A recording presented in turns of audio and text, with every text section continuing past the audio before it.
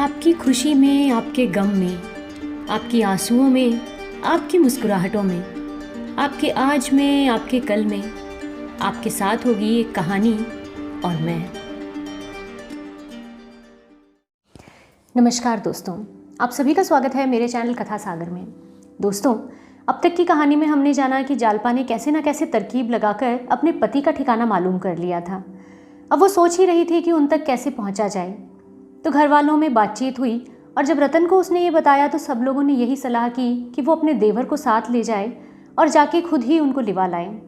जालपा जाने के लिए तैयार हो गई। वो स्टेशन की तरफ निकल गई। साथ ही रतन से उसने पूछा भी कि वहाँ रुकने का क्या ठौर ठिकाना रहेगा।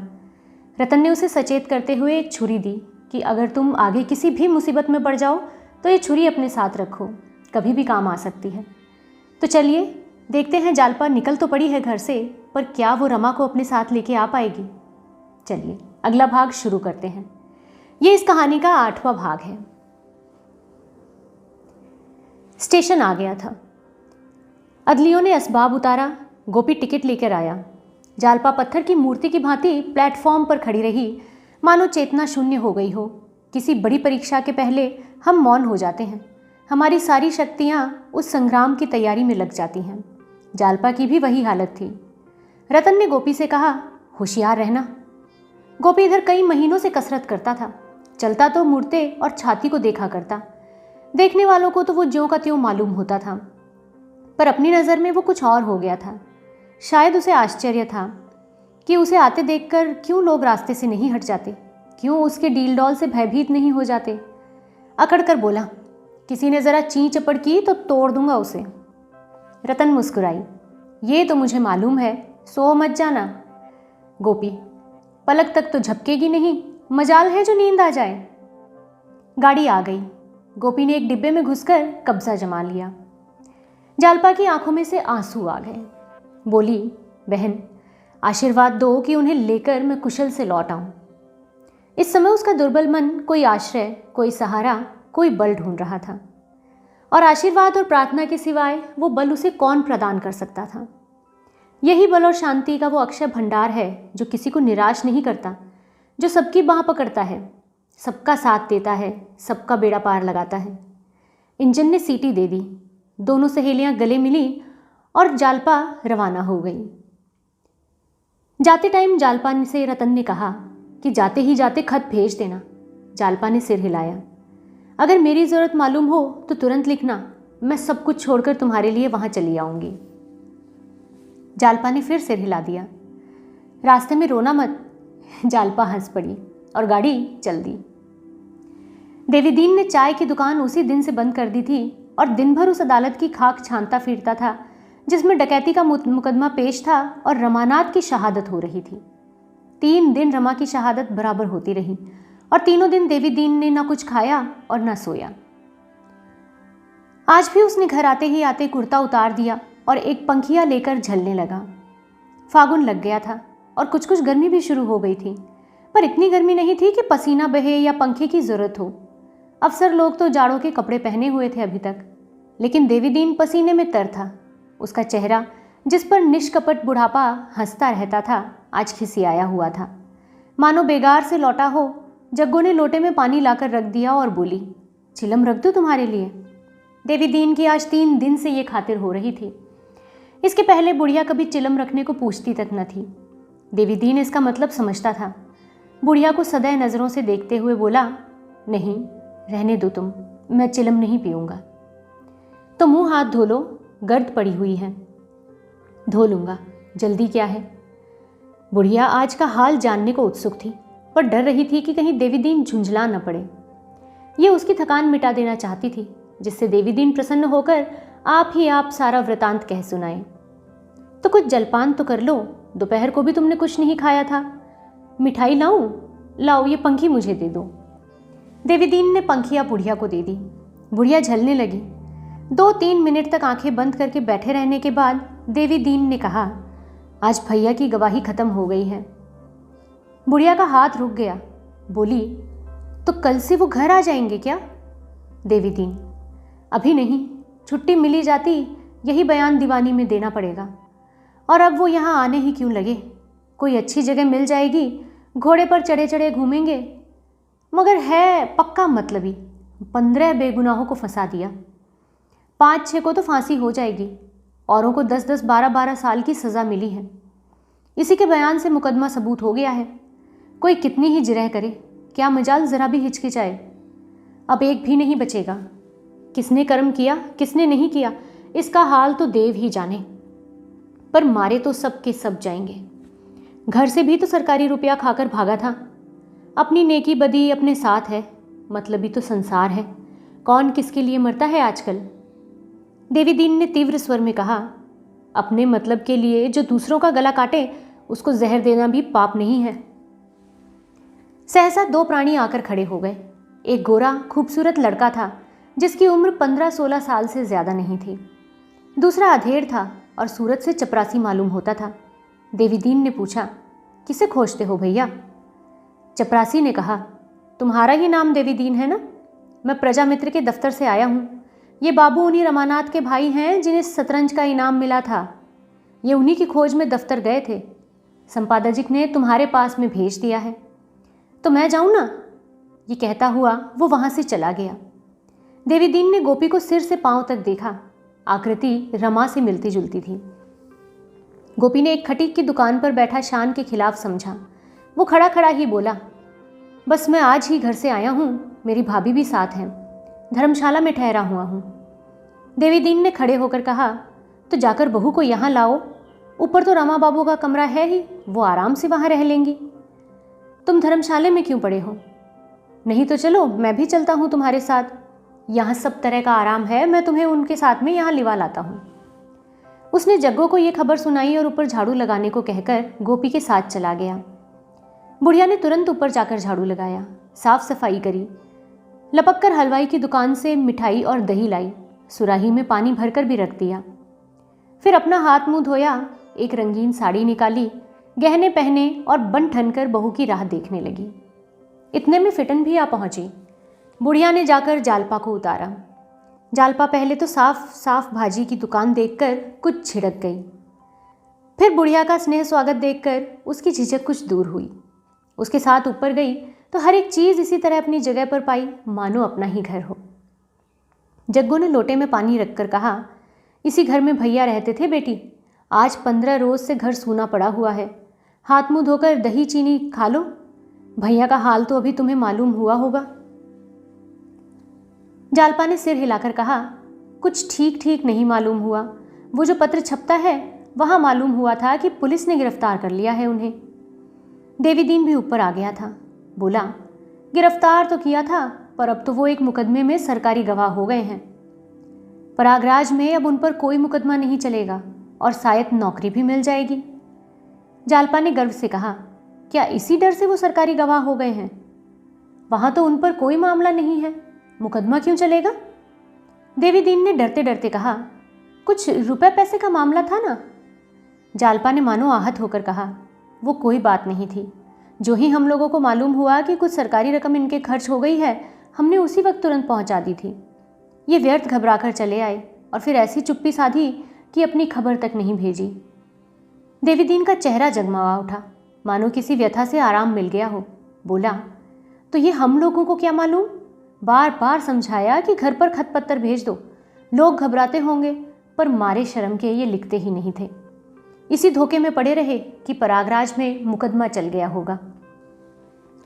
जानते तो सरकारी गवाह क्यों बनते? सरकारी गवाह का आशय जालपा से छिपा नहीं था। समाज में उनकी जो निंदा और अपकीर्ति होती है, ये भी उससे छिपी नहीं थी। सरकारी गवाह क्यों बनाए जाते हैं, किस तरह प्रलोभन दिया जाता है, किस भांति वो पुलिस के पुतले बनकर अपने ही मित्रों का गला घोंटते हैं, ये उसे सब मालूम था। मगर कोई आदमी अपने बुरे आचरण पर लज्जित होकर भी सत्य का उद्घाटन करे, छल और कपट का आवरण करे, तो वो सज्जन है। उसके साहस और जितनी प्रशंसा की जाए कम है। मगर शर्त यही है कि वो अपनी गोष्ठी के साथ किए का फल भोगने को तैयार रहे। हंसता खेलता फांसी पर चढ़ जाए तो वो सच्चा वीर है, लेकिन अपने प्राणों की रक्षा के लिए स्वार्थ के नीच विचार से, दंड की कठोरता से भयभीत होकर अपने साथियों से दगा करे, आस्तीन का सांप बन जाए, तो ये कायर है, पतित है, बेहया है। विश्वासघात डाकुओं और समाज के शत्रुओं में भी उतना ही हेय है जितना किसी अन्य क्षेत्र में। ऐसे प्राणी को समाज कभी क्षमा नहीं करता है, कभी भी नहीं। जालपा इसे खूब समझती थी। यहाँ तो समस्या और भी जटिल हो गई थी। रमा ने दंड के भय से अपने किए हुए पापों का पर्दा नहीं खोला था। उसमें कम से कम सच्चाई तो होती। निंदा होने पर भी आंशिक सच्चाई का एक गुण तो होता। यहाँ तो उन पापों का पर्दा खोला गया था जिनकी हवा तक उसे न लगने पाई थी। जालपा को सहसा इसका विश्वास न आया। अवश्य कोई ना कोई बात हुई होगी जिसने रमा को सरकारी गवाह बनने पर मजबूर कर दिया। सच्चाई बताती हुई वो कुछ सकुचाती हुई बोली, क्या यहाँ भी कोई बात हो गई है क्या? देवीदीन उसकी मनोव्यथा का अनुभव करता हुआ बोला, कोई बात नहीं। यहाँ वो मेरे साथ ही परागराज से आए थे। जब से यहाँ आए हैं कहीं गए ही नहीं, बाहर निकलते ही नहीं थे। बस एक दिन निकले और उसी दिन उन्हें पुलिस ने पकड़ लिया। एक सिपाही को आते देखकर डरे कि मुझी को पकड़ने आ रहा है, भाग खड़े हुए। उस सिपाही को खटका हुआ, उसने सुबह में गिरफ्तार कर लिया। मैं भी इनके पीछे पीछे थाने पहुंचा। दरोगा पहले तो रिश्वत मांगते थे, मगर जब मैं घर से रुपए लेकर गया तो वहाँ तो और ही गुल खिल रहा था। अफसरों में न जाने क्या बातचीत हुई, उन्होंने उन्हें सरकारी गवाह बना लिया। मुझसे तो भैया ने कहा कि इस मामले में बिल्कुल झूठ नहीं बोलना पड़ेगा, पुलिस का मुकदमा सच्चा है। सच्ची बात कह देने में क्या हर्ज है। मैं चुप हो गया, क्या करता। जग्गो न जाने सबों ने कौन सी बूटी सुंघा दी। भैया तो ऐसे नहीं थे, दिन भर अम्मा अम्मा करते रहते थे। दुकान पर सभी तरह के लोग आते हैं, मर्द भी और औरत भी। क्या मजाल कि किसी और की आंख उड़ाकर भी देख ले वो। देवीदीन कोई बुराई नहीं थी, मैंने तो ऐसा लड़का कभी नहीं देखा, बस उसी धोखे में आ गए। जालपा ने 1 मिनट सोचने के बाद कहा, क्या उनका बयान हो गया है? हाँ, 3 दिन बराबर होता रहा, आज खत्म हुआ है। जालपा ने उद्विग्न होकर कहा, तो अब कुछ नहीं हो सकता, मैं उनसे मिल सकती हूँ क्या? देवीदीन जालपा के इस प्रश्न पर मुस्कुरा पड़ा, बोला, हाँ और क्या, जिसमें जाकर भांडा फोड़ कर दो, सारा खेल बिगाड़ दो। पुलिस ऐसी गधी नहीं है, आजकल कोई भी उनसे नहीं मिलने पाता, कड़ा पहरा रहता है। इस प्रश्न पर इस समय और कोई बातचीत नहीं हो सकती थी। इस गुत्थी को सुलझाना आसान काम नहीं था। जालपा ने गोपी को बुलाया। वो छज्जे पर खड़ा सड़क का तमाशा देख रहा था। ऐसा शर्मा रहा था मानो ससुराल आया हो। धीरे धीरे आकर वहाँ खड़ा हो गया। जालपा ने कहा, मुंह हाथ धोकर कुछ खा लो, दही तो तुम्हें बहुत अच्छा लगता है ना। गोपी लजाकर फिर बाहर चला गया। देवीदीन ने मुस्कुराकर कहा, हमारे सामने नहीं खाएंगे, हम दोनों चले जाते हैं। तुम्हें जिस चीज़ की भी ज़रूरत हो वो इनसे कह देना। बहू जी, तुम्हारा ही तो घर है। भैया को तो हम अपना ही समझते थे और हमारे बैठा हुआ है। जग्गो ने गर्व से कहा, वो तो मेरे हाथ का बनाया खा लेते थे। जालपा ने मुस्कुराकर कहा, अब तुम्हें भोजन नहीं बनाना पड़ेगा माँ जी, मैं बना दिया करूँगी। जग्गो ने आपत्ति की, हमारी बिरादरी में दूसरों के हाथ का खाना मना है। बहू, अब 4 दिन के लिए बिरादरी में नाक क्यों कटाऊँ मैं? जालपा, हमारी बिरादरी में भी तो दूसरों का खाना मना है। जग्गो, यहाँ तुम्हें कौन देखने आता है? फिर पढ़े लिखे आदमी इन बातों का विचार भी तो नहीं करते। हमारी बिरादरी तो मूर्ख लोगों की है। जालपा, ये तो अच्छा नहीं लगता कि तुम बनाओ और मैं बैठी बैठी खाऊं। जिसे बहू बनाया उसके हाथ का तो तुम्हें खाना ही पड़ेगा। नहीं खाना था तो फिर बहू क्यों बनाया? देवीदीन ने जग्गो की ओर प्रशंसा सूचक नज़रों से देखकर कहा, बहू ने बात तो पते की है, इसका जवाब सोच कर देना। अभी चलो, इन लोगों को ज़रा आराम कर लेने दो। दोनों नीचे चले गए तो गोपी ने आकर कहा, भैया इसी खटीक के यहाँ रहते थे क्या? खटीक ही तो मालूम होते हैं। जालपा ने फटकार कर कहा, खटीक हो या चमार हो, लेकिन हमसे और तुमसे तो 100 गुना अच्छे हैं। एक परदेसी आदमी को 6 महीने तक अपने घर में ठहराया, खिलाया पिलाया। हम में है इतनी हिम्मत? यहाँ तो कोई मेहमान आ जाता है तो वो भारी हो जाता है। अगर ये नीचे हैं तो हम इनसे कहीं नीचे हैं। गोपी मुंह हाथ धो चुका था, मिठाई खाता हुआ बोला, किसी को ठहरा लेने से कोई ऊंचा नहीं हो जाता। चमार कितना ही दान पुण्य करे, रहेगा तो चमार ही ना। जालपा, मैं उस चमार को उस पंडित से भी ज़्यादा पूज्य समझूंगी जो हमेशा दूसरों का धन खाया डुलता है। जलपान करके गोपी नीचे चला गया। शहर घूमने की उसकी बहुत इच्छा थी। जालपा की इच्छा कुछ खाने की नहीं हुई। उसके सामने एक जटिल समस्या आ खड़ी हुई थी। रमा को कैसे इस दलदल से निकाले। उस निंदा और उपहास की कल्पना ही से उसका अभिमान आहत हो उठता था। हमेशा के लिए वो सबकी आंखों से फिर जाएंगे, किसी को मुंह नहीं दिखा सकेंगे। फिर बेगुनाहों का खून किसकी गर्दन पर होगा। अभियुक्तों में न जाने कौन अपराधी है, कौन निरपराध है, कितने द्वेष के शिकार हैं, कितने लोभ के। सभी सज़ा पा जाएंगे। शायद 2-4 को फांसी भी हो जाए। ये हत्या किस पर पड़ेगी।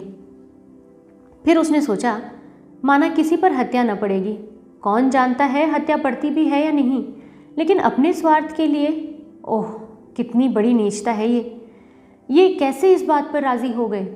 अगर म्यूनसिपैलिटी के मुकदमा चलाने का भय भी था तो 2-4 साल की कैद के सिवाय और क्या हो जाता। उससे बचने के लिए इतनी घोर नीचता पर उतर आए। अब अगर मालूम भी हो जाए कि म्यूनसिपैलिटी कुछ नहीं कर सकती तो अब भी क्या हो सकता है। इनकी शहादत तो हो ही गई है। सहसा एक बात किसी भारी कील की तरह उसके हृदय में चुभ गई। क्यों नहीं अपना बयान बदल दें। उन्हें मालूम हो जाए कि म्यूनसिपैलिटी उनका कुछ नहीं कर सकती तो शायद वो खुद ही अपना बयान बदल दें। ये बात उन्हें कैसे बताई जाए, लेकिन किसी तरह संभव है। वो अधीर होकर नीचे उतर आई और देवी दीन को इशारे से बुलाकर बोली, दादा, उनके पास कोई खत नहीं पहुंचा सकते क्या। पहरे वालों को 10-5 रुपए देने से तो शायद खत पहुंच जाए। देवी दीन ने गर्दन हिलाकर कहा, मुश्किल है बेटा। पहरे पर बड़े जचे हुए आदमी रखे गए हैं। मैं 2 बार गया था, सबों ने फाटक के सामने खड़ा भी नहीं होने दिया मुझे। उस बंगले के आसपास क्या है। एक और तो दूसरा बंगला है और एक और कलमी आम का बाग है और सामने सड़क है। हाँ, शाम को घूमने घामने तो निकलते ही होंगे ना। हाँ, बाहर कुर्सी डालकर बैठते हैं। पुलिस के 2-1 अफसर भी उनके साथ ही रहते हैं। अगर कोई उस बाग में छिपकर बैठे तो कैसा हो। जब उन्हें अकेले देखे तो खत फेंक दे, वो ज़रूर उठा लेंगे। देवी दीन ने चकित होकर कहा, हाँ हो तो सकता है, लेकिन अकलें मिले तब तो। ज़रा और अंधेरा हुआ तो जालपा ने देवी दीन को साथ लिया और रमानाथ का बंगला देखने चली। एक पत्र लिखकर जेब में रख लिया था। बार बार देवी दीन से पूछती कि अब कितनी दूर है। अच्छा, अभी इतनी ही दूर और है। वहाँ हाथे में रोशनी तो होगी ही। उसके दिल में लहरें सी उठने लगी। रमा अकेले टहलते हुए मिल जाए तो फिर तो पूछना ही क्या। रुमाल में बांधकर खत को मैं उनके सामने फेंक दूंगी। उनकी सूरत बदल गई होगी। सहसा उसे शंका हो गई कि कहीं वो पत्र पढ़कर भी अपना बयान नहीं बदले तो। कौन जाने अब मेरी याद भी उन्हें है कि नहीं है। कहीं मुझे देखकर वो मुंह उधर फेर लें। इस शंका से वो सहम उठी। देवी दीन से बोली, क्यों दादा, वो कभी घर की चर्चा करते थे क्या। देवी दीन ने सिर हिलाकर कहा, कभी नहीं बेटा, मुझसे तो कभी नहीं की। हाँ, उदास बहुत रहते थे। इन शब्दों ने जालपा की शंका को और भी सजीव कर दिया। शहर की घनी बस्ती से ये लोग दूर निकल आए थे। चारों ओर सन्नाटा पसरा हुआ था। दिन भर वेग से चलने के बाद इस समय पवन भी विश्राम कर रहा था। सड़क के किनारे के वृक्ष और मैदान चंद्रमा के मंद प्रकाश में हतोत्साह निर्जीव से मालूम होते थे। जालपा को ऐसा आभास होने लगा था कि उसके प्रयास का कोई फल नहीं है, उसकी यात्रा का कोई लक्ष्य नहीं है। इस अनंत मार्ग में उसकी दशा उस अनाथ की सी है जो मुट्ठी भर अकय के लिए द्वार द्वार फिरता रहता है। अगले द्वार पर उसके अन्न मिलेगा या नहीं मिलेगा, गालियां ही मिलेंगी, फिर भी वो हाथ फैलाता है, बढ़ा के मानता है। उसे आशा का अवलंब नहीं, निराशा का ही अवलंब है। एकाएक सड़क के दाहिनी तरफ बिजली का प्रकाश दिखाई दिया। देवी दीन ने एक बंगले की ओर उंगली उठाकर कहा, यही उनका बंगला है। जालपा ने डरते डरते उधर देखा, मगर बिल्कुल सन्नाटा छाया हुआ था। कोई आदमी नहीं था। फाटक पर तो ताला पड़ा हुआ था। जालपा बोली, यहाँ तो कोई नहीं है दादा। देवी दीन ने फाटक के अंदर झांक कर कहा, हाँ, शायद ये बंगला छोड़ दिया होगा। फिर क्यों, कहीं घूमने गए होंगे क्या। घूमने जाते तो द्वार पर पहरा तो होता, ये बंगला ही छोड़ दिया उन्होंने। तो लौट चले।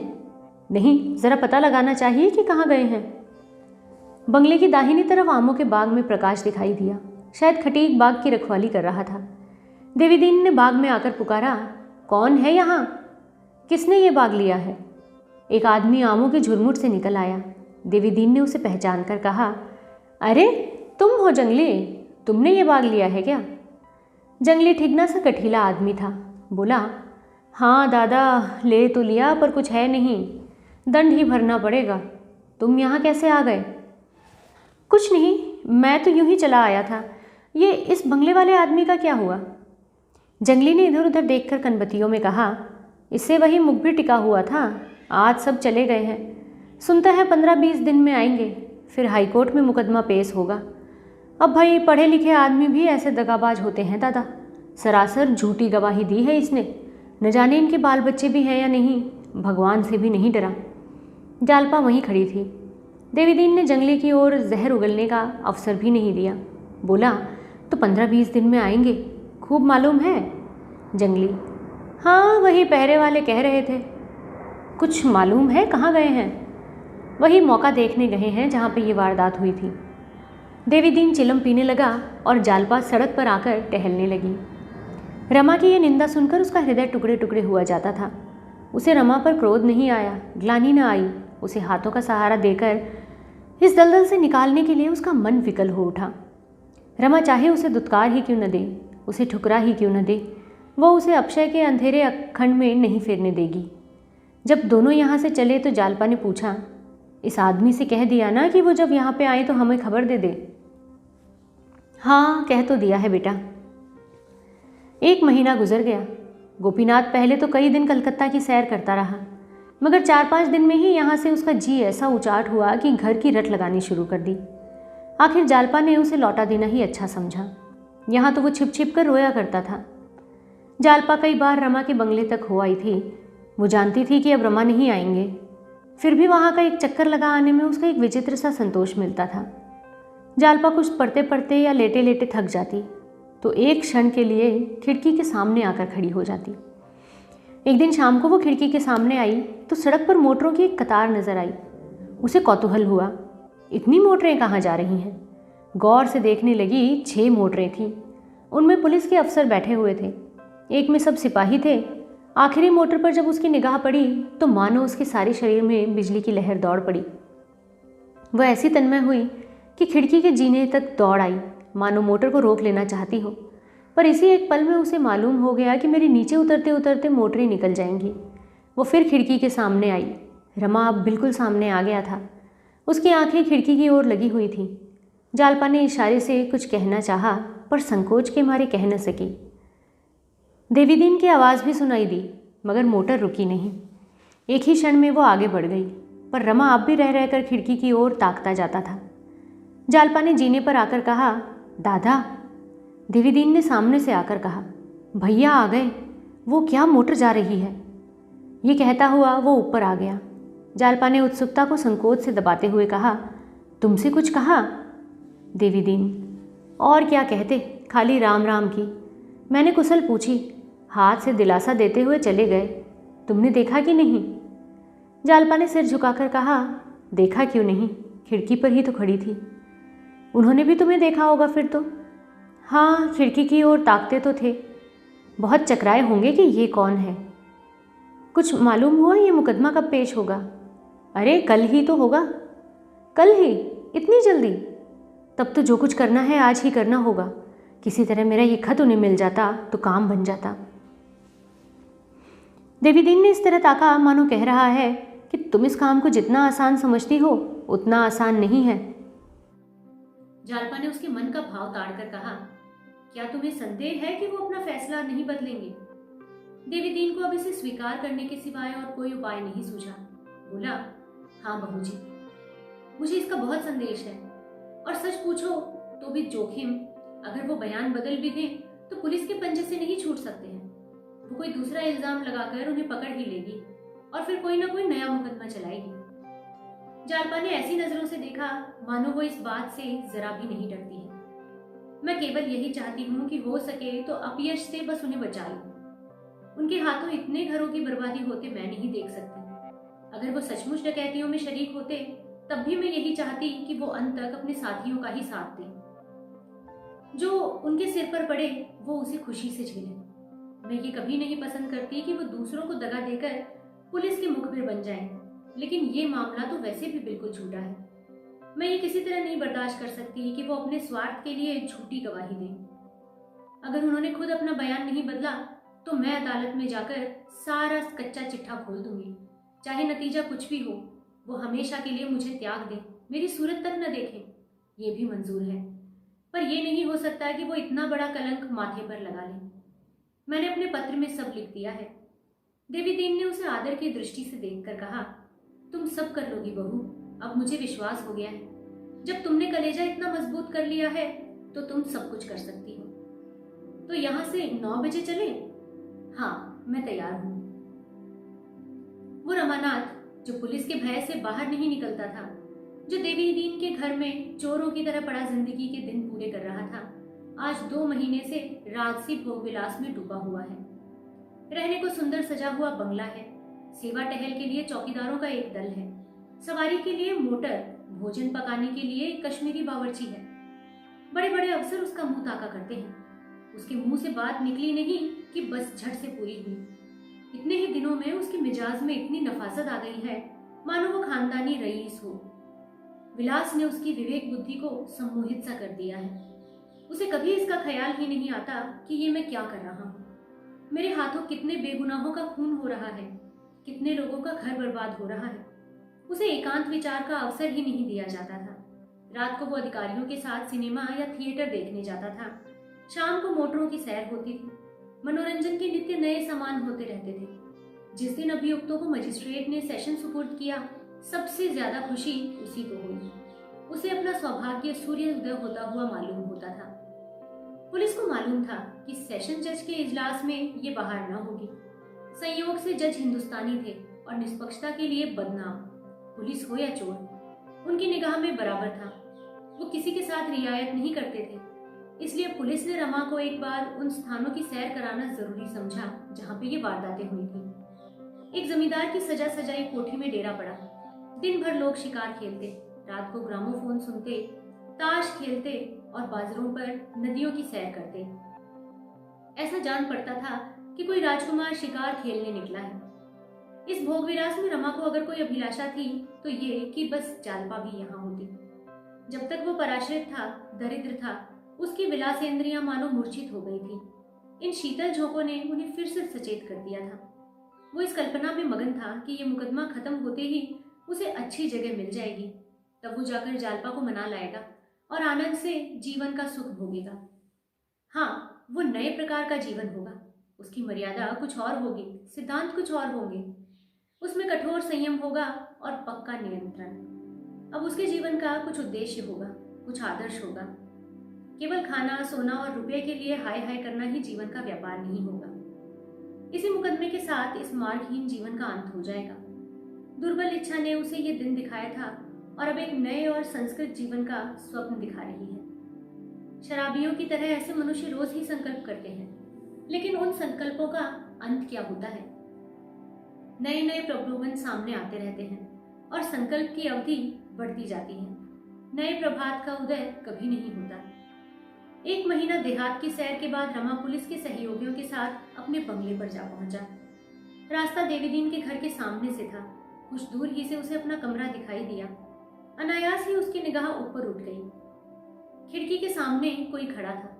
इस वक्त देवीदीन वहां क्या कर रहा है? उसने जरा ध्यान से देखा। ये तो कोई औरत है, मगर औरत आई कहां से? क्या देवीदीन ने वो कमरा किराए पर तो नहीं उठा दिया? ऐसा तो उसने कभी नहीं किया। मोटर जरा और समीप आई तो उस औरत का चेहरा साफ नजर आने लगा। वो चौंक पड़ा। ये तो जालपा है। बेशक जालपा है, मगर नहीं, जालपा यहाँ कैसे आएगी? मेरा पता ठिकाना उसे कहां से मालूम हुआ? कहीं बुढ़े ने उसे खत तो नहीं लिख दिया? है तो जालपा ही। नायब दरोगा मोटर चला रहा था। रमा ने बड़ी मित्रता के साथ कहा, सरदार साहब 1 मिनट के लिए रुक जाइए, मैं जरा देवीदीन से एक बात कर लूं। नायब ने मोटर जरा धीमी कर दी, लेकिन फिर कुछ सोचकर उसे आगे बढ़ा दिया।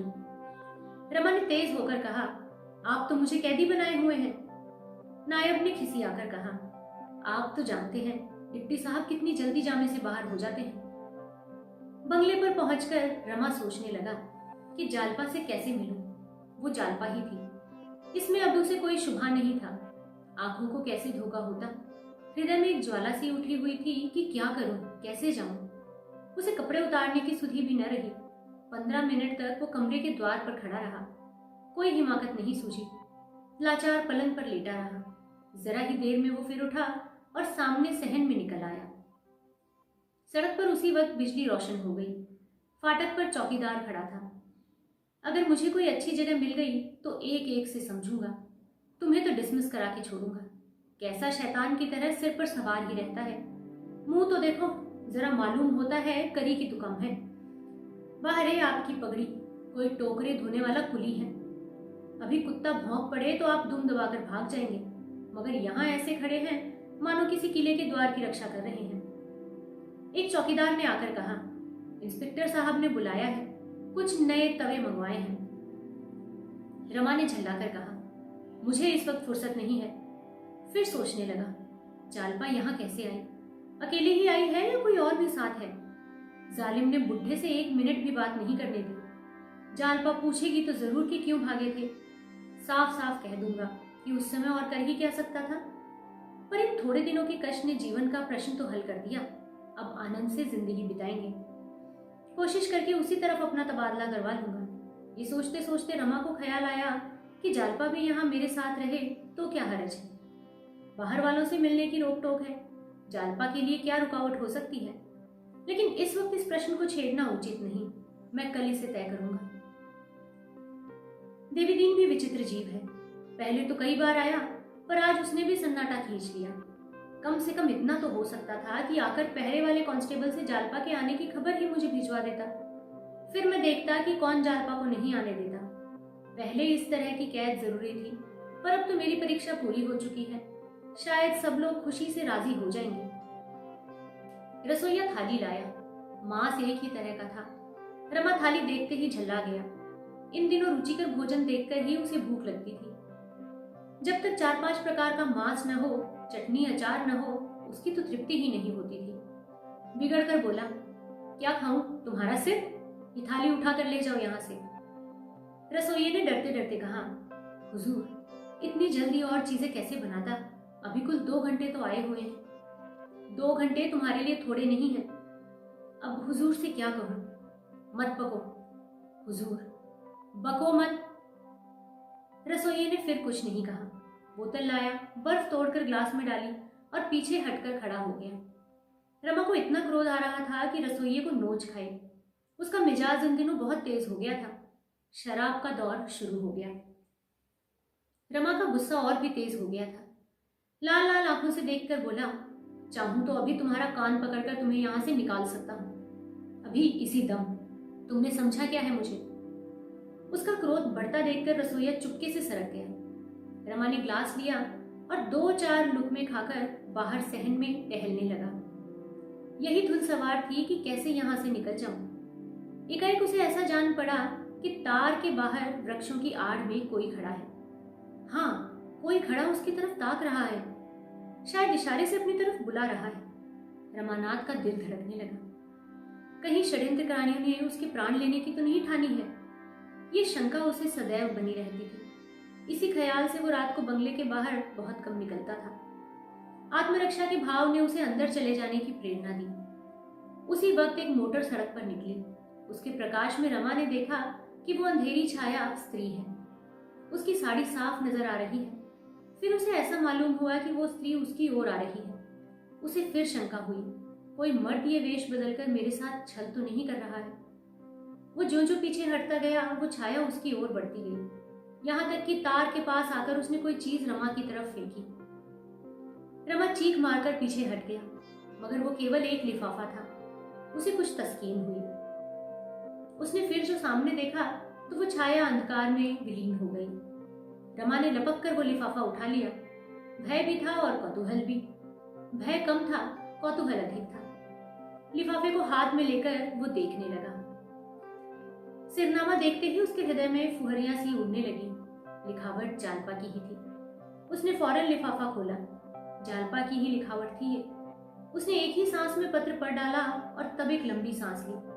उसी सांस के साथ चिंता का वो भीषण भार, जिससे आज वो 6 महीने से उसकी आत्मा को दबाकर रखा था, वो सारी मनोव्यथा जो उसका जीवन रक्त चूस रही थी, वो सारी दुर्बलता, लज्जा, ग्लानि मानो उड़ गई, छूमंतर हो गई। इतनी स्फूर्ति, इतना गर्व, इतना आत्मविश्वास उसे कभी नहीं हुआ था।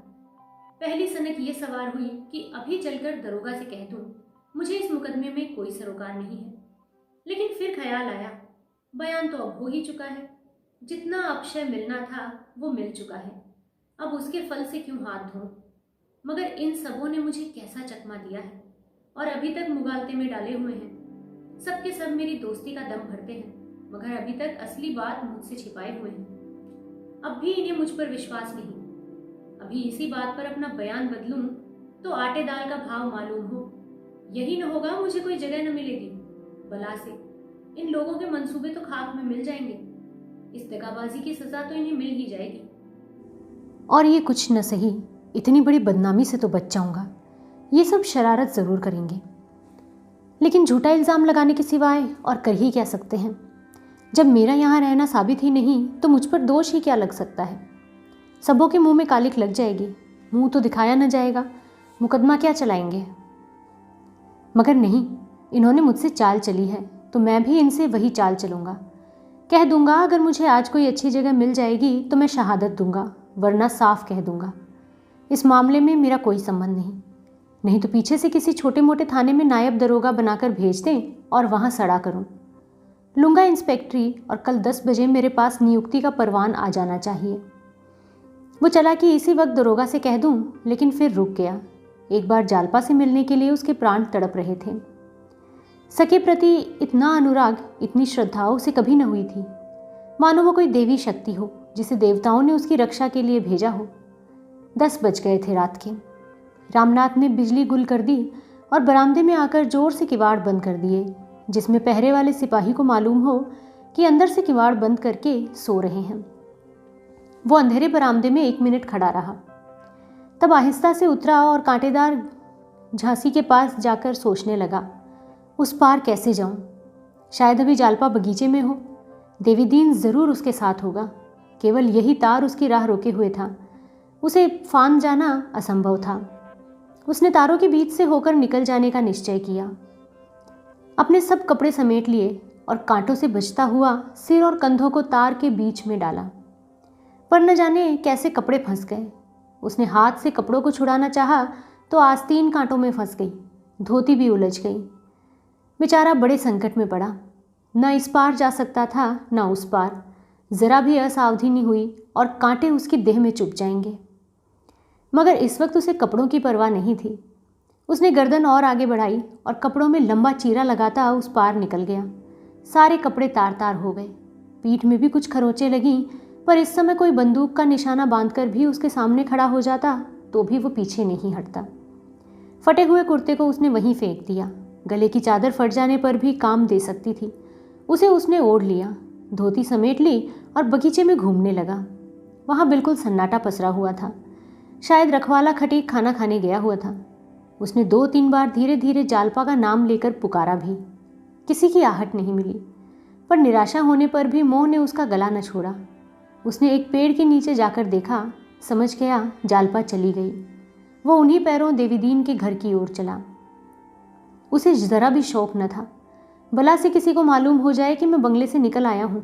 पुलिस मेरा कर ही क्या सकती है, मैं कैदी नहीं हूँ, गुलाम नहीं हूँ मैं। आधी रात हो गई थी। देवीदीन भी आधा घंटा पहले लौटा था और खाना खाने जा ही रहा था कि एक नंगे धड़ंगे आदमी को देखकर चौंक पड़ा। रमा ने चादर सिर पर बांध ली थी और देवीदीन को डराना चाहता था। देवीदीन ने सशंक होकर कहा, कौन है? सहसा पहचान गया और झपटकर उसका हाथ पकड़ता हुआ बोला, तुमने तो भैया खूब भैंस बनाया है, कपड़े क्या हुए? रमानाथ, तार से निकल रहा था, सब उसके कांटों में उलझकर फट गए। देवीदीन, राम राम, देह में तो कांटे नहीं चुभे। रामनाथ, कुछ नहीं, 2-1 खरोंचें लग गई, मैं बहुत बचाकर निकला हूँ। देवीदीन, बहू की चिट्ठी मिल गई ना? रमानाथ, हाँ, उसी वक्त मिल गई थी। क्या वो भी तुम्हारे साथ थी? देवीदीन, वो मेरे साथ नहीं थी, मैं उनके साथ था। जब मैं तुम्हें मोटर पर आते देख रहा था तभी से जाने जाने लगाई हुई थी। रमानाथ, तुमने कोई खत लिखा था? देवीदीन, मैंने कोई खत पत्र नहीं लिखा भैया, जब वो आई तो मुझे आप ही अचंभा हुआ कि बिना जाने बूझे कैसे आ गई। पीछे से उन्होंने बताया वो शतरंज वाला नुस्खा उन्हीं ने पराग से भेजा था और इनाम भी वहीं से आया था। रमा की आंखें फैल गईं। जालपा की चतुराई ने उसे विस्मय में डाल दिया। इसके साथ ही पराजय के भाव ने उसे कुछ खौफ भी कर दिया। यहाँ भी उसकी हार हुई, इस बुरी तरह। बुढ़िया ऊपर गई हुई थी। देवीदीन ने जीने के पास जाकर कहा, अरे क्या करती है, बहू से कह दे, एक आदमी उनसे मिलने आया है। ये कहकर देवीदीन ने फिर रमा का हाथ पकड़ लिया और बोला, चलो अब सरकार में तुम्हारी पेशी होगी। बहुत भागे थे, बिना वारंट के पकड़े गए हो। इतनी आसानी से पुलिस भी नहीं पकड़ सकती। रमा का मनोल्लास क्रवित हो गया था, लज्जा से गड़ा जाता था। जालपा के प्रश्नों का उसके पास क्या जवाब था। जिस भय से वो भागा था उसने अंत में उसका पीछा करके उसे परास्त कर ही दिया। उसने हाथ छुड़ा लिया और जाने कि जीने के पास ठिठक गया। देवीदीन ने पूछा, क्यों रुक गए भैया? रमा ने सिर खुजलाते हुए कहा, चलो मैं आता हूँ। बुढ़िया ने ऊपर ही से कहा, पूछो कौन आदमी है, कहाँ से आया है? देवीदीन ने विनोद किया, कहता है मैं जो कहूँगा बहू से ही कहूँगा। अच्छा, कोई चिट्ठी लाया है क्या? नहीं। सन्नाटा हो गया। देवीदीन ने एक क्षण के बाद पूछा, कह दूँ कि वो वापस लौट जाए? जालपा जीने पर आकर बोली, कौन आदमी है, पूछती तो हूँ। कहता है बड़ी दूर से आया हूँ। है कहाँ? ये क्या, ये तो खड़ा है ना यहाँ। अच्छा चलो बुला लो। रमा चादर ओढ़ कुछ झिझकता, कुछ झेंपता, कुछ डरता जीने पर चढ़ा। जालपा ने उसे देखते ही पहचान लिया, तुरंत 2 कदम पीछे हट गई। देवीदीन अगर वहाँ न होता तो वो 2 कदम और आगे बढ़ी होती। उसकी आंखों में कभी इतना नशा न था, अंगों में कभी इतनी चपलता न थी, कपोल कभी इतने न दमके थे, हृदय में कभी इतना मृदु कंपन न हुआ था। आज उसकी तपस्या सफल हुई थी। वियोगियों के मिलन की रात बटोहियों के पड़ाव की रात है, जो बातों में कट जाती है। रमा और जालपा दोनों ही को अपने 6 महीने की कथा कहनी थी। रमा ने अपना गौरव बढ़ाने के लिए अपने कष्टों को खूब बढ़ा चढ़ाकर बयान किया था। जालपा ने अपनी कथा में कष्टों की चर्चा तक न आने दी थी। वो डरती थी कि इन्हें दुख होगा, लेकिन रमा को उसे रुलाने में विशेष आनंद मिल रहा था। वो क्यों भागा, किस लिए भागा, कैसे भागा, ये सारी गाथा उसने करुण शब्दों में कही और जालपा ने सिसक सिसक कर सुनी। वो अपनी बातों से उसे प्रभावित करना चाहता था। अब तक सभी बातों में उसे परास्त होना पड़ा था। जो बात उसे अबूझ मालूम हुई थी उसे जालपा ने चुटकियों में पूरा कर दिखाया। शतरंज वाली बात को वो खूब नमक मिर्च लगाकर बयान कर सकता था, लेकिन वहाँ भी जालपा ने ही नीचा दिखा दिया। फिर उसकी कीर्ति लालसा को इसके सिवाय और क्या उपाय था कि अपने कष्टों की राई को पर्वत बनाकर दिखाए। जालपा ने सिसक कर कहा, तुमने ये सारी आफतें झेली पर हमें एक पत्र तक न लिखा। क्यों लिखते, हमसे नाता ही क्या था? मुंह देखे की प्रीति थी, आंख ओट पहाड़ ओट। रमा ने हसरत से कहा, ये बात नहीं थी जालपा, दिल पर जो गुजरती थी वो तो दिल ही जानता है, लेकिन लिखने का मुंह भी तो हो। जब मुंह छिपाकर घर से भागा तो अपनी विपत्ति कथा क्या लिखने बैठता? मैंने तो सोच लिया था, जब तक खूब रुपए नहीं कमा लूंगा एक शब्द भी नहीं लिखूंगा। जालपा ने आंसू भरी आंखों में व्यंग भरकर कहा, ठीक ही तो था, रुपए आदमी से ज़्यादा प्यारे होते ही हैं। हम तो रुपए के यार हैं। तुम चाहे चोरी करो, डाका डालो, जाली नोट बनाओ, झूठी गवाही दो या फिर भीख मांगो, ठीक किसी उपाय से बस रुपए ले आओ। तुमने हमारे स्वभाव को कितना ठीक समझा है। वाह गोसाई जी, वो भी तो कह गए हैं कि स्वार्थ लाई कर ही सब प्रीति। रमा ने झेपते हुए कहा, नहीं नहीं प्रिय, ये बात नहीं थी। मैं यही सोचता था कि इन फटे हालों जाऊंगा कैसे। सच कहता हूँ, मुझे सबसे ज़्यादा डर तुम्ही से लगता था। सोचता था तुम मुझे कितना कपटी, झूठा, कायर समझ रही होगी। शायद मेरे मन में ये भाव था कि रुपए की थैली देखकर तुम्हारा हृदय कुछ तो नरम होगा। जालपा ने व्यथित कंठ से कहा, मैं शायद उस थैली को हाथ से छूती भी नहीं। आज मालूम हो गया तुम मुझे कितनी नीच, कितनी स्वार्थिनी, कितनी लोभिन समझते हो। इसमें तुम्हारा कोई दोष नहीं है, सरासर मेरा ही दोष है। अगर मैं भली होती तो आज ये दिन ही क्यों आता। जो पुरुष 30-40 रुपए का नौकर हो, उसकी स्त्री अगर 2-4 रुपए रोज़ खर्च करे, 1000-2000 के गहने पहनने की नीयत रखे, तो वो अपनी और उसकी तबाही का सामान ही तो कर रही है। अगर तुमने मुझे इतना धन लोलुप समझा तो कोई अन्याय नहीं किया, मगर एक बार जिस आग में जल चुकी उसमें मैं फिर नहीं कूदूंगी। इन महीनों में मैंने उन पापों का कुछ प्रायश्चित तो किया है और शेष जीवन के अंत समय तक करती रहूंगी। ये मैं नहीं कहती कि भोग विलास से मेरा जी भर गया या गहने कपड़े से मैं ऊब गई या सैर तमाशे से मुझे घृणा हो गई है। ये सब अभिलाषाएं जो कि त्यों हैं। अगर तुम अपने पुरुषार्थ से, अपने परिश्रम से, अपने सदुद्योग से उन्हें पूरा कर सको तो क्या कहना, लेकिन नीयत खोटी करके, आत्मा को कलुषित करके 1,00,000 भी लाओ तो मैं उसे ठुकरा ही दूंगी। जिस वक्त मुझे मालूम हुआ कि तुम पुलिस के गवाह बन गए हो, मुझे इतना दुख हुआ कि मैं उसी वक्त दादा को साथ लेकर तुम्हारे बंगले तक गई। मगर उसी दिन तुम बाहर चले गए थे और आज लौटे हो तो मैं इतने आदमियों का खून अपनी गर्दन पर नहीं लेना चाहती। तुम अदालत में साफ साफ कह दो कि मैंने पुलिस के चकमे में आकर गवाही दी थी। मेरा इस मामले से कोई संबंध नहीं है। रमा ने चिंतित होकर कहा, जब से तुम्हारा खत मिला तभी से मैं भी इसी प्रश्न पर विचार कर रहा हूँ, लेकिन समझ में नहीं आता कि क्या करूँ। एक बात कहकर मुकर जाने का साहस मुझ में नहीं है। बयान तो तुम्हें बदलना ही पड़ेगा। आखिर कैसे? मुश्किल क्या है? जब तुम्हें मालूम हो गया कि म्युनिसिपैलिटी तुम्हारे ऊपर कोई मुकदमा नहीं चला सकती तो फिर किस बात का डर है तुम्हें? डर न हो, झेप भी तो कोई चीज़ है। जिस मुंह से एक बात कही उसी मुंह से मुकर जाऊं, ये तो मुझसे नहीं होगा। फिर मुझे कोई अच्छी जगह मिल जाएगी, आराम से ज़िंदगी बसर होगी। मुझ में गली गली ठोकर खाने का भूता नहीं है। जालपा ने इसका कोई जवाब नहीं दिया। वो सोच रही थी आदमी में स्वार्थ की मात्रा कितनी अधिक होती है। रमा ने फिर धृष्टता से कहा, और कुछ मेरी ही गवाही पर तो सारा फैसला नहीं हो जाएगा। मैं बदल भी जाऊं तो पुलिस कोई दूसरा आदमी खड़ा कर देगी। अपराधियों की जान तो किसी तरह नहीं बच सकती। हाँ, मैं मुफ्त में मारा जाऊंगा। जालपा ने त्योरी चढ़ाकर कहा, कैसी बेशर्मी की बातें करते हो जी। क्या तुम इतने गए बीते हो कि अपनी रोटियों के लिए दूसरों का गला काटोगे? मैं इसे नहीं कह सकती। मुझे मजदूरी करना, भूखों मर जाना सब मंजूर है। बड़ी से बड़ी विपत्ति जो संसार में है वो मैं सिर पर ले सकती हूँ, लेकिन किसी का बुरा करके स्वर्ग का राज भी नहीं ले सकती। रमा इस आदर्शवाद से चिढ़कर बोला, तो क्या तुम क्या चाहती हो कि मैं यहाँ कूलीगिरी करूँ? जालपा, नहीं, मैं ये नहीं चाहती, लेकिन अगर कूलीगिरी भी करनी पड़े तो वो खून से तर रोटियां खाने से कहीं बढ़कर है। रमा ने शांत भाव से कहा, जालपा, तुम मुझे जितना नीच समझ रही हो मैं उतना नीच नहीं हूँ। बुरी बात सभी को बुरी लगती है। इसका दुख मुझे भी है कि मेरे हाथों इतने आदमियों का खून हो रहा है, लेकिन परिस्थिति ने मुझे लाचार कर दिया है। मुझ में अब ठोकरें खाने की शक्ति नहीं है। ना मैं पुलिस से राह और मोल ले सकता हूँ। दुनिया में सभी थोड़े ही आदर्श पर चलते हैं। मुझे क्यों उस ऊंचाई पर चढ़ाना चाहती हो जहाँ पहुँचने की शक्ति मुझ में नहीं है? जालपा ने तीक्ष्ण स्वर में कहा, जिस आदमी में हत्या करने की शक्ति हो उसमें हत्या न करने की शक्ति का न होना अचंभे की बात है। जिसमें दौड़ने की शक्ति हो उसमें खड़े रहने की शक्ति न हो, इसे कौन मानेगा?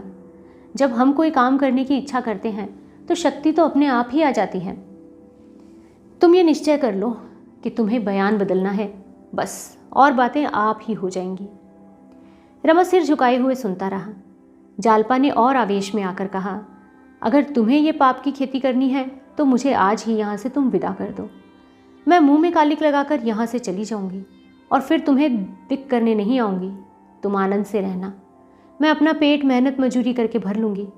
अभी प्रायश्चित पूरा नहीं हुआ है, इसीलिए ये दुर्बलता हमारे पीछे पड़ी हुई है। मैं देख रही हूँ ये हमारा सर्वनाश करके ही छोड़ेगी। रमा के दिल पर कुछ चोट लगी। सिर खुजलाकर बोला, चाहता तो मैं भी हूँ कि किसी तरह इस मुसीबत से जान बचे, तो बचाते क्यों नहीं? अगर तुम्हें कहते शर्म आती हो तो मैं चलूँ, यही अच्छा होगा। मैं भी चली चलूँगी और तुम्हारे सुपरिटेंडेंट साहब से सारा वृतांत साफ साफ कह दूँगी। रमा का सारा पशुपेश गायब हो गया। अपनी इतनी दुर्गति वो नहीं करना चाहता था कि उसकी स्त्री जाकर उसकी वकालत करे। वो बोला, तुम्हारे चलने की ज़रूरत नहीं है जालपा, मैं उन लोगों को खुद ही समझा दूंगा। जालपा ने जोर देकर कहा, साफ बताओ, अपना बयान बदलोगे या नहीं? रमा ने मानो कोने में दबकर कहा, कहता तो हूँ बदल दूंगा। मेरे कहने से या अपने दिल से? तुम्हारे कहने से नहीं, अपने दिल से। मुझे खुद ही ऐसी बातों से घृणा है। सिर्फ ज़रा सी हिचक थी, वो आज तुमने निकाल दी। फिर और बातें होने लगी।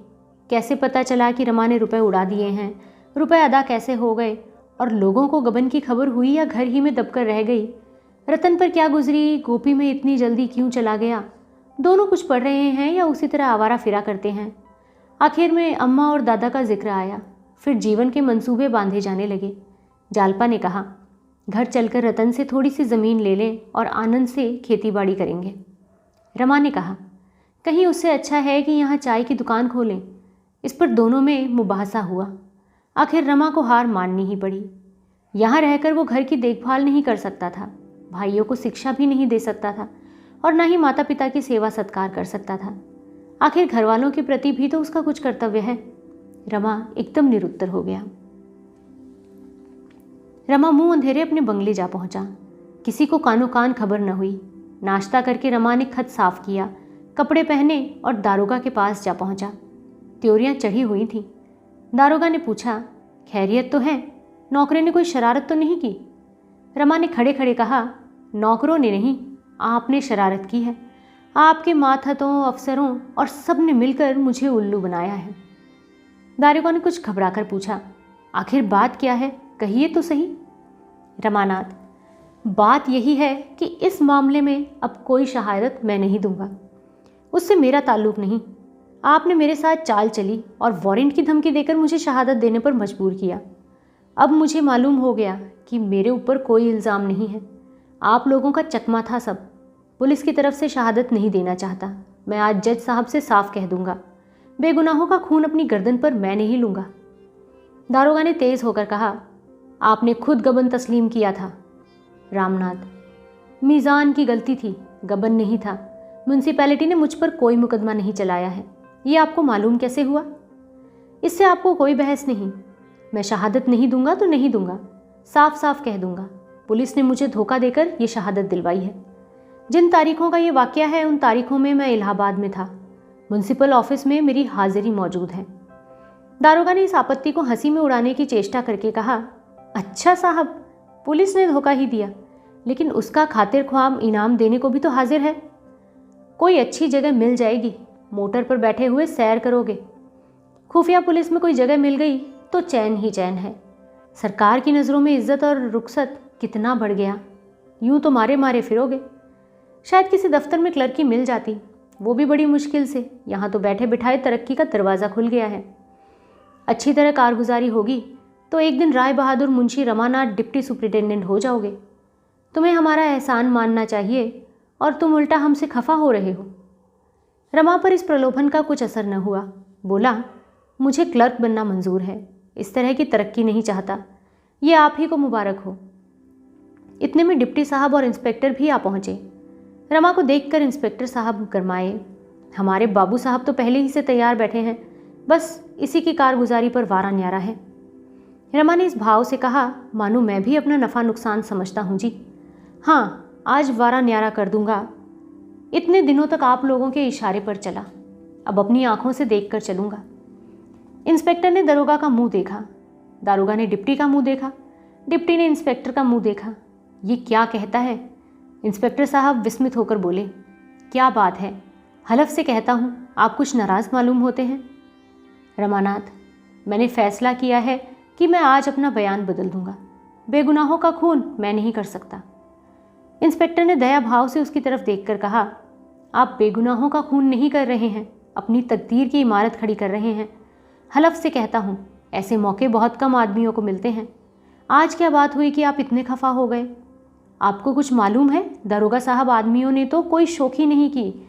अगर किसी ने आपके मिजाज के खिलाफ कोई काम किया हो तो उसे गोली मार दीजिए। हलफ से कहता हूँ। दारोगा, मैं अभी जाकर पता लगाता हूँ इस बात का। रमानाथ, आप तकलीफ ना करें, मुझे किसी से कोई शिकायत नहीं है। मैं थोड़े से फ़ायदे के लिए अपनी ईमान का खून नहीं कर सकता। 1 मिनट के लिए वहाँ सन्नाटा पसर गया। किसी को कोई बात न सूझी।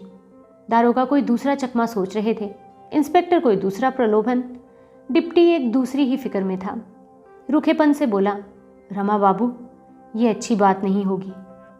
रमा ने भी गर्म होकर कहा, आपके लिए नहीं होगी, मेरे लिए तो सबसे अच्छी बात यही है। डिप्टी, नहीं, आपके वास्ते इससे बुरा दूसरा बात नहीं है। हम तुमको छोड़ेंगे नहीं, हमारा मुकदमा चाहे बिगड़ जाए, लेकिन हम तुमको ऐसा लेसन दे देंगे कि तुम उभर भी नहीं पाएगा। आपको वही गवाही देना होगा जो आप दिया है। अगर तुम गड़बड़ करेगा तो कुछ भी गोलमाल किया तो हम तुम्हारे साथ दूसरा बर्ताव करेगा। एक रिपोर्ट में तुम यूं चला जाएगा। ये कहते हुए उसने आंखें निकालकर रमा को देखा, मानो कच्चा ही खा जाएगा। रमा सहम उठा। इन आतंक से भरे शब्दों ने उसे विचलित कर दिया। ये सब कोई झूठा मुकदमा चलाकर उसे फंसा दें तो उसकी कौन रक्षा करेगा। उसे यह आशा न थी कि डिप्टी साहब जो शील और विनय के पुतले बने हुए थे, एक बार ये रुद्र रूप धारण कर लेंगे, मगर वो इतनी आसानी से दबने वाला न था। तेज होकर बोला, आप मुझसे ज़बरदस्ती शहादत दिलाएंगे? डिप्टी ने पैर पटकते हुए कहा, हाँ दिलाएगा ज़बरदस्ती। रमानाथ, ये अच्छी दिल्लगी है। डिप्टी, तुम पुलिस को धोखा देना दिल्लगी समझता है? अभी 2 गवाह देकर साबित कर सकता है कि तुम राजद्रोह की बात कर रहा था। बस चला जाएगा 7 साल के लिए। चक्की पीसते पीसते हाथ में घड़ा पड़ जाएगा। ये चिकना चिकना गाल नहीं रहेगा तुम्हारा। रमा जेल से डरता था। जेल जीवन की कल्पना ही से उसके रोए खड़े होते थे। जेल ही के भय से उसने ये गवाही देनी स्वीकार की थी। वही भय इस वक्त भी उसे कातर करने लगा। डिप्टी भाव विज्ञान का ज्ञाता था। आसन से पता पा गया। बोला, वहाँ हलवा पूरी नहीं पाएगा। धूल मिला हुआ आटा का रोटी, गोभी के सड़े हुए पत्तों का रस्सा और अरहर की दाल का पानी खाने को पावेगा। काल कोठरी का 4 महीना भी हो गया तो तुम बच नहीं सकता, वहीं मर जाएगा। बात बात पर वार्डर गाली देगा, जूतों से पीटेगा। तुम समझता क्या है? रमा का चेहरा फीका पड़ने लगा। मालूम होता था प्रति क्षण उसका खून सूखता चला जाता है। अपनी दुर्बलता पर उसे इतनी ग्लानि हुई कि वो रो पड़ा। कांपती हुई आवाज़ से बोला, आप लोगों की ये इच्छा है तो यही सही, भेज दीजिए जेल। मर ही जाऊंगा ना, फिर तो आप लोगों से मेरा गला छूट जाएगा। जब आप यहाँ तक मुझे तबाह करने पर आमादा हैं तो मैं भी मरने के लिए तैयार हूँ। जो कुछ होगा सब होने दो। उसका मन दुर्बलता की उस दशा को पहुंच गया था जब जरा सी सहानुभूति, जरा सी सहृदयता सैकड़ों धमकियों से कहीं कारगर हो जाती हैं। इंस्पेक्टर साहब ने मौका ताड़ लिया। उसका पक्ष लेकर डिप्टी से बोले, हलफ से कहता हूँ, आप लोग आदमी को पहचानते तो है नहीं, लगते हैं रौब जमाने। इस तरह गवाही देना हर एक समझदार आदमी को बुरा मालूम होगा। यह शिद्दत की बात है। जिसे ज़रा भी इज्जत का ख्याल है वो पुलिस के हाथों की कठपुतली बनना पसंद नहीं करेगा। बाबू साहब की जगह अगर मैं भी होता तो मैं भी ऐसा ही करता। लेकिन इसका मतलब ये नहीं है कि ये हमारे खिलाफ शहादत देंगे। आप लोग अपना काम कीजिए, बाबू साहब की तरफ से बेफिक्र रहिए, हलफ से कहता हूँ। उसने रमा का हाथ पकड़ लिया और बोला, आप मेरे साथ चलिए बाबूजी, आपको अच्छे अच्छे रिकॉर्ड सुनाता हूँ। रमा ने रूठे हुए बालक की तरह हाथ छुड़ाकर कहा, मुझे दिख न कीजिए इंस्पेक्टर साहब, अब तो मुझे जेल खाने में मरना है। इंस्पेक्टर ने उसके कंधों पर हाथ रखकर कहा, आप क्यों ऐसी बातें मुंह से निकालते हैं साहब? जेल खाने में मरे आपके दुश्मन। डिप्टी ने तमाशा भी बाकी छोड़ना न चाहा था। बड़े कठोर स्वर में बोला, मानो रमा से कभी का परिचय नहीं है। साहब, यूँ हम बाबू साहब के साथ सब तरह का सलूक करने को तैयार हैं, लेकिन जब वो हमारा खिलाफ गवाही देगा, हमारा जड़ खोदेगा, तो हम भी कार्रवाई करेगा, ज़रूर से करेगा, कभी छोड़ नहीं सकता है। इसी वक्त सरकारी एडवोकेट और बैरिस्टर मोटर से उतरे। रतन पत्रों में जालपा को तो ढांढस देती रहती थी, पर अपने विषय में कुछ नहीं लिखती थी। जो आप ही व्यथित हो रही हो, उसे अपनी व्यथाओं की कथा क्या सुनाती। वही रतन जिसने रुपयों की कभी कोई हैसियत न समझी, इस एक ही महीने में रोटियों की भी मोहताज हो गई थी। उसका वैवाहिक जीवन बहुत सुखी न हो, पर उसे किसी बात का अभाव न था। मरियल घोड़े पर सवार होकर भी यात्रा पूरी हो सकती है अगर सड़क अच्छी हो, नौकर चाकर, रुपए पैसे और भोजन आदि की सामग्री साथ हो, घोड़ा भी तेज हो तो पूछना ही क्या। रतन की दशा उसी सवार की सी थी। उसी सवार की भांति वो मंद गति से अपने जीवन की यात्रा कर रही थी। कभी कभी वो घोड़े पर झुंझलाती होगी, दूसरे सवारों पर उड़े जाते देखकर उसकी भी इच्छा होती होगी कि मैं भी इसी तरह उड़ती। लेकिन वो दुखी न थी, अपने नसीबों को रोती न थी।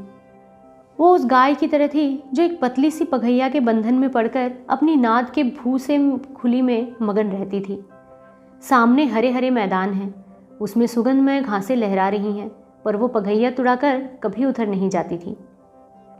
उसके लिए उस पघैया और लोहे की जंजीर में कोई अंतर नहीं है। यौवन का प्रेम की इतनी शुद्धा नहीं होती जितनी आत्म प्रदर्शन की। प्रेम की शुद्धा पीछे आती है। रतन को आत्म प्रदर्शन के सभी उपाय मिले हुए थे। उसकी युवती आत्मा अपने श्रृंगार और प्रदर्शन में मगन थी। हंसी विनोद, सैर सपाटा, खाना पीना, यही उसका जीवन था, जैसी प्रायद्य सभी मनुष्यों का होता है। इससे गहरे जेल में जाने की उसे कोई इच्छा न थी, न प्रयोजन। संपन्नता बहुत कुछ मानसिक व्यथाओं को शांत भी करती है। उसके पास अपने दुखों को भुलाने के कितने ही ढंग हैं। सिनेमा है, थिएटर है, देश भ्रमण है, ताश है, पालतू जानवर हैं, संगीत है, लेकिन विपन्नता को भुलाने को मनुष्य के पास में कोई उपाय नहीं, इसके सिवाय कि वो रोए, अपने भाग्य को कोसे या संसार से विरक्त होकर आत्महत्या कर ले। रतन की तकदीर ने पलटा खाया था। सुख का स्वप्न भंग हो गया था और विपन्नता का कंकाल अब उसे खड़ा घूर रहा था। और ये सब हुआ अपने ही हाथों। पंडित जी उन प्राणियों में से थे जिन्हें मौत की फिक्र नहीं होती। उन्हें किसी तरह यह भ्रम हो गया था कि दुर्बल स्वास्थ्य के मनुष्य अगर पथ्य और विचार से रहें तो बहुत दिनों तक जी सकते हैं। वो पथ्य और विचार की सीमा के बाहर कभी नहीं जाते। फिर मौत को उनसे क्या दुश्मनी थी जो खामखा उनके पीछे पड़ती। अपनी वसीयत लिख डालने का ख्याल उन्हें उस वक्त आया जब वो मरणासन हुए, लेकिन रतन वसीयत का नाम सुनते ही इतनी शोकातुर, इतनी भयभीत हुई कि पंडित जी ने उस वक्त टाल देना ही उसे उचित समझा। तब से फिर उन्हें इतना होश न आया कि वसीयत लिखवाते। पंडित जी के देहावसान के बाद रतन का मन इतना विरक्त हो गया कि उसे किसी बात की भी सुध न रही। ये वो अक्सर था जब उसे विशेष रूप से सावधान रहना चाहिए था। इस भांति सतर्क रहना चाहिए था मानो दुश्मनों ने उसे घेर रखा हो। पर उसने सब कुछ मणिभूषण पर छोड़ दिया और उसी मणिभूषण ने धीरे धीरे उसकी सारी संपत्ति का हरण कर लिया। ऐसे ऐसे षड्यंत्र रचे कि सरला रतन को उसके कपट व्यवहार का आभास तक न हुआ। आज ये बंगला आपको खाली करना होगा, मैंने इसे बेच दिया है। रतन ने जरा तेज होकर कहा, मैंने तो तुमसे कहा था कि बंगला बेचने की कोई जरूरत नहीं है। मणिभूषण ने विनय का आवरण उतार फेंका और त्योरी चढ़ाकर बोला, आप में बातें भूल जाने की बहुत बुरी आदत है। इसी कमरे में मैंने आपसे ये जिक्र किया था और आपने हामी भरी थी। जब मैंने बेच दिया है तो आप ये स्वांग खड़ा करती हैं। बंगला आज खाली करना होगा और आपको मेरे साथ चलना होगा। मैं अभी यहीं रहना चाहती हूँ। मैं आपको यहाँ नहीं रहने दूंगा। मैं तुम्हारी लौंडी नहीं हूँ। आपकी रक्षा का भार मेरे ऊपर है। अपने कुल की मर्यादा रक्षा के लिए मैं आपको अपने साथ लेकर जाऊंगा। रतन ने होठ चबाकर कहा, मैं अपनी मर्यादा की रक्षा आप कर सकती हूँ, तुम्हारी मदद की जरूरत नहीं।